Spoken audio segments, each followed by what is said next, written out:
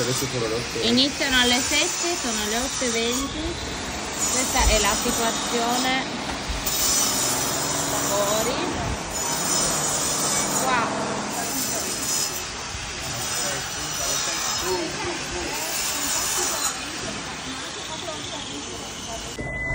Proprio fuori dalla camera, camion al lavoro, tutti che lavorano, operai qua sul balcone direttamente.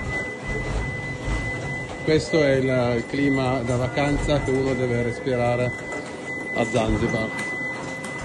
Camion, smog, polvere, chi più ne ha più ne metta.